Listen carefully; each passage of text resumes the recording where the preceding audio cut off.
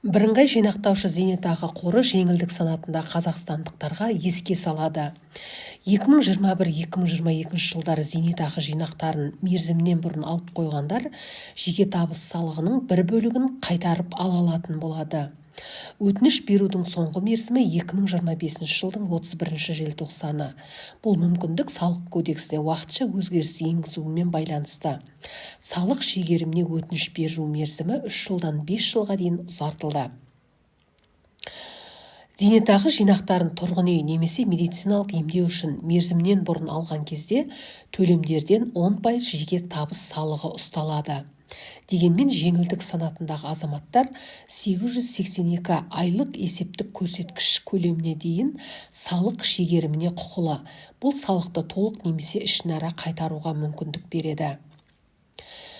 Мәселе 2021-2022 жылдар жинақтарын алған көптеген адамдар стандартты 3 жылдық мерзім ішінде қайтарымға өтініш беруге үлгермеді. 2025 жылдың шілдесінде күшіне енген салық кодексіне енгізілген түзетулер мерзімді 5 жылға дейін ұзартты. Қайтару операциясы тек 2025 жылдың 31 желтоқсанына дейін жарамды. 2026 жылдың 1 қаңтарынан бастап мерзім тағы да 3 жыл болады. Бұл туралы Лада Газет порталы хабарлайды. Салық қайтарымына кімдер құқылы? Бірінші, екінші, үшінші топтағы мүгедектер. Мүгедек баланың ата-анасы немесе қамқоршысы, жетім балалардың асырап алушылары немесе қамқоршылары, соғыс ардагерлері және басқа да жәрдемақы алушылар санаттары.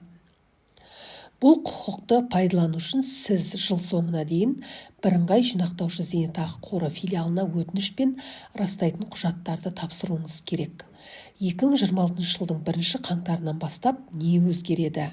Жаңа жылдың басталуымен зейнетақы төлемдеріне салық салу жүйесін түбегейлі өзгертетін жаңа салық кодексі күшіне енеді.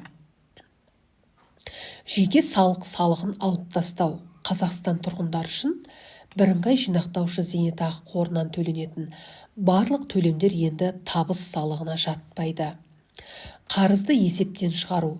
Кейінге қалдырылған жеке салық қарызы бойынша барлық ағымдағы салық міндеттемелері 2026 жылдың 1 қаңтарынан бастап жойылатын болады.